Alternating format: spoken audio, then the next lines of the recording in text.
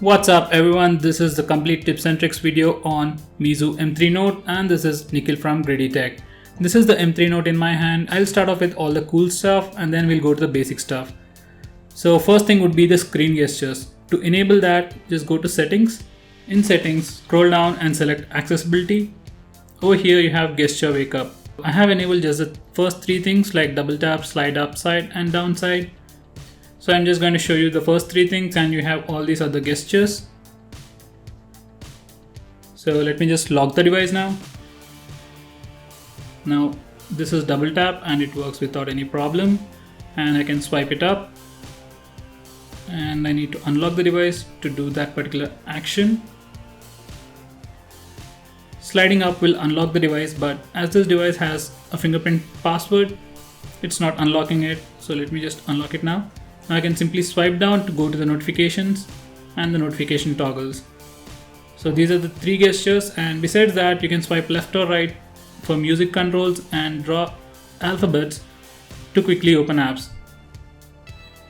The next thing that I want to show you is the Smart Touch. So from the accessibility you have the Smart Touch option. You can enable it over here, or you can even use the notification toggles. So this is the shortcut for the Smart Touch. Now this is the bubble, it's a floating bubble, it's fixed to one point, and if you want to move it, just press and hold it and drag it to wherever you want. So I usually prefer to keep it over here. Now you can swipe it down to bring down the notification bar. You can swipe it up to go to the home screen. You can swipe left and right to switch between apps.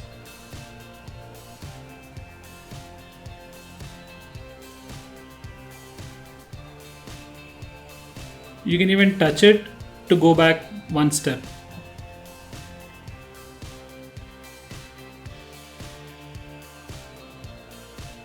Let me go up and we are back to the home screen. So this is one awesome feature that I wish every device had. Next would be the home button. So let me just lock the device.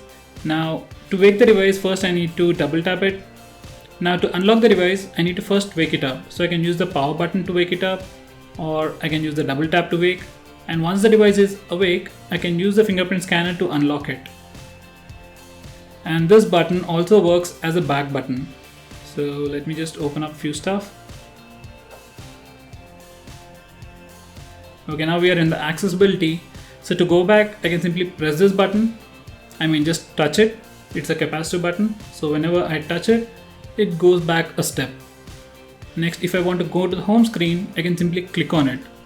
So it has a fingerprint scanner, a capacitor button and a tactile button all built into one single button. So that's pretty amazing. Next, if you want to open the recent apps page, you can simply slide from the bottom of the screen from anywhere.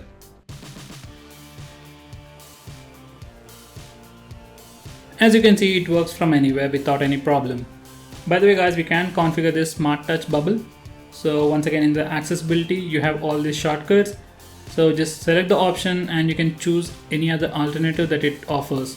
So it's not very customizable, but you can configure or disable few options. Next, we can lock the applications using this fingerprint scanner, and to do that, go to settings. Once you're in settings, select fingerprint and security. Select app lock. Now once you enable it, it'll ask you for a new password. So you can have a different password for your lock screen and a different password for your app lock.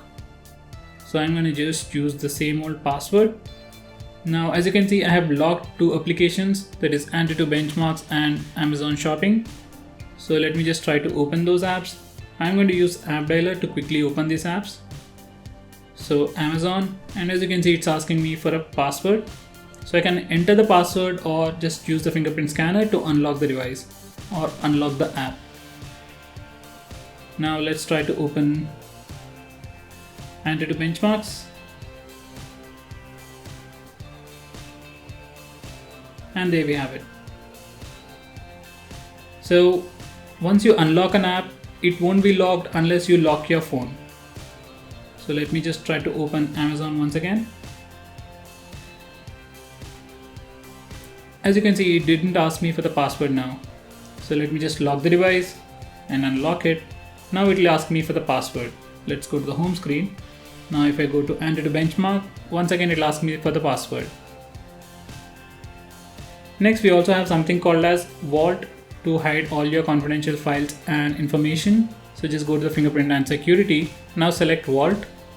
Now enable it, and once again you can choose a different password from your lock screen and your app lock. So I'm just gonna go with the same old password. Now to hide any files, just go to your file manager.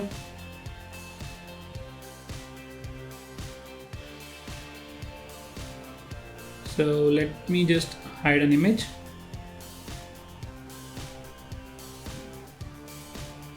Just select the file that you want to hide, then go to more, then select move to Vault. Now you won't be able to find the Vault app or anything like that. So once again, to open the Vault, open the file explorer, then select my favorites. Now down below we have the shortcut for Vault.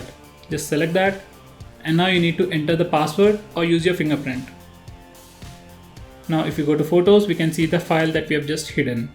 What I found is that when you hide some information in the Vault and you reset your device, the files in the Vault will still remain as it is.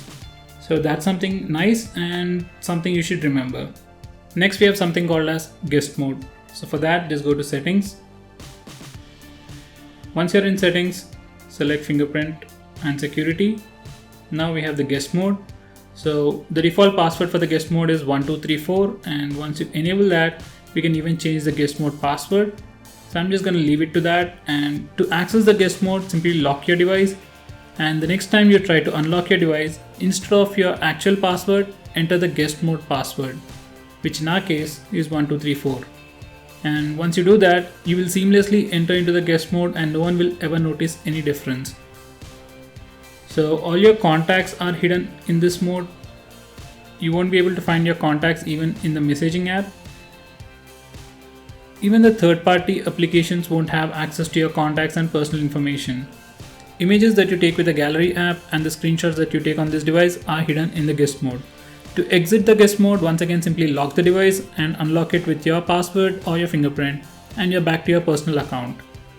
Next, to take screenshot on this device, simply press the volume down and power button both at the same time, and it takes a screenshot. These are all your notification toggles, and this is your brightness slider. We can't add or remove these toggles, but we can rearrange them. Simply press and hold on these notification toggles and move them to whatever place you want. Apart from the Smart Touch and the Do Not Disturb mode, you can find the rest of the toggles on any other Android device. So we are not going to look at that. So just go to settings now. In the settings, select display and brightness. From here, we can change the color temperature of the display. This is the standard value, and you can make the screen warm or cool using this option. And if you want to reset, simply select this button and you're back to your default values. Next we have battery modes. So for that, just go to settings and select battery. Now we have power modes, or what I would like to call them battery modes. We have 3 battery modes: saving, balanced and performance. For best case usage, select balanced, and if you think your device is lagging somewhere, then switch to performance, and when your battery is low, switch to saving. Besides that, we also have additional modes like low power mode and customized mode. So these are all the default values. So it basically disables your Wi-Fi, Bluetooth and background data to save battery. Once again, it is like an enhanced version of power saving mode. Next we have a customized mode where we can choose our default preferences for our brightness levels, location settings, Bluetooth and Wi-Fi settings. Next we have something called as super mode, and once we enable that, this is how our device looks. We have access to only 2 applications, the phone dialer and the messaging app, and the rest of the applications are stopped. You won't receive any WhatsApp notifications or anything like that when you're in this mode. Enabling this mode will give you additional battery life than what you normally would get. To exit from this mode, simply click this button and press OK. We can also switch between these modes based on time or battery percentage. For that, just go to settings and you can configure it over here. Next we have something called as standby management. Power consuming apps that run in the background are automatically killed after 3 minutes on this device. So if you want to whitelist any of those apps, then this is what you need to do. This is the security app, and over here we This is the security app and we can do additional customizations from here. So we have the normal cleaner, which is like a junk cleaner or app cleaner, which will simply remove all the unnecessary files from your phone. Next we have accelerator, which will simply clear out applications running in the background. Next we have data to manage our mobile data needs. We can restrict background data, check out how much mobile data we are using and other things like that. Next we have harassment blocking. So it's like a call blocker and message blocker. So just add the numbers that you want to block and you will never receive calls from them. Next we have permissions. So from here we can disable the apps that are automatically starting in the background or the apps that start every time your device reboots. So disable the apps that you don't want to run every time your device starts up. Next, if you select app management, we can see the list of apps that are currently installed on our device. Next, if you click on any one of these apps, it will show you the list of permissions it has access to. Once again, from here you can revoke permissions for any app that you want. If you go to privacy, you can see the list of permissions that are on your device. And once again from here, when you select any permission, we can see the list of apps that have the access to that permission. Once again from here, you can enable or disable access to that permission for that particular application. If you're concerned about the information that you're sharing with your apps, then this is the place where you need to come and tweak those apps and permissions. Next, if you go to settings, select apps and scroll all the way to the right. From this page, we can select the default applications for the default actions. For example, I can choose the default browser for this phone. I always go with Brave. Next, I can choose the default phone dialer, default messaging app, default home screen, and the default music player. Next, we have do not disturb mode. Just go to settings and select do not disturb mode. So I have automated it. We can enable it manually or automatically enable it based on time and date. So these are my settings. Every day from night 11 to morning 7, do not disturb mode will be automatically enabled, so I won't be interrupted by messages or calls. If anybody calls me repeatedly, then I'll get an alert. So that's something really nice, and personally I don't like to be interrupted by the notification sounds while I'm sleeping, so that's why I automatically enable the do not disturb mode. You can also enable this mode manually by coming to this place, or you can even use a notification toggle to enable the do not disturb mode. So this is the toggle. So when you're in a meeting and you don't want to be interrupted by your phone, simply enable do not disturb mode. Next, we have the option to cast the screen to a wireless display. Simply go to settings, select more, and we have the option for wireless display. On this device we have VO LTE or 4G+. So to enable that, just go to SIM and networks. Over here we have the option for VO LTE. Just enable this toggle to start using VO LTE. To change ringtone, alarm tone or notification tone, simply go to settings and select sound and vibration. Scroll down a little, and over here you have the options to change phone ringtone, message tone, and other notification tones. So once you select phone ringtone, these are all the inbuilt music files or inbuilt ringtones, and if you select this option, you can select any of your music files as your phone ringtone. If you select this option, notification and status bar, over here we can tweak the notification bar and the status bar. If you want to show the battery percentage on the status bar, just enable this toggle. If you want to show the network speed on the status bar, enable this toggle. If you want to change the notification permission for any apps, once again select this option. From here you can select any one of these apps and change the way they notify you. Let me just show you a quick example by blocking all the notifications from UC browser. It's a pretty good browser, but it creates all kind of annoying notifications. So just do that to completely block notifications from that app. The app will work without any problem, but you won't get the notifications. That's all. You can also choose to prioritize the notification by enabling this toggle. So every time you get a notification from this app, it will be shown at the top of the list. Finally, this is our default home launcher. We don't have an app drawer. All the apps are thrown onto the home screen and you have to manage them on the home screen. So you can simply hover the icons one over the other to quickly create folders. And if you want to move multiple applications at once, you can simply press and hold on the screen, select arrange icons, and you can select the home screen that you want and select the icons one after other. Now you can simply press and hold on any one of these icons to move all these icons at once.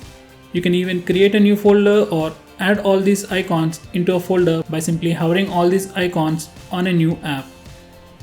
And now all the icons or applications are put in this folder.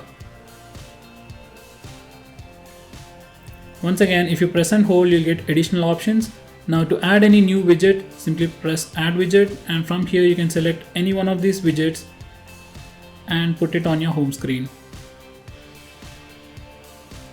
To change the wallpaper, select this option, and now you can choose between the pre-installed or inbuilt wallpapers, or else simply select this option and select any one of the images as your wallpaper.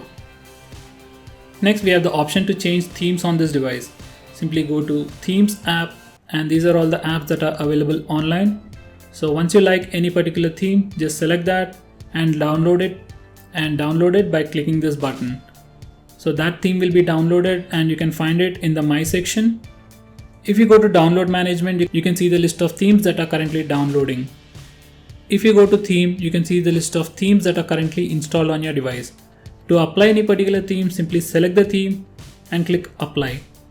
Just give it some time and it'll change the theme of your phone. So as you can see, now the wallpaper has changed. Even the lock screen wallpaper has changed. The settings page, the notification toggles and their colors have been changed. So this is the new settings page. For some themes, even the phone dialer and the messaging app theme changes. On this device, we also have an option for floating window. So to enable that, just use the default video player, play the video that you want to play, and at the bottom you have this toggle or a button. Just click that and you have a floating window. We can do anything and everything that we want to do, and we can still watch this video. You can drag this window anywhere you want and position it according to your liking, and if you click it once, you'll get additional options. You can pause the playback, you can move the playback position, go to full screen mode,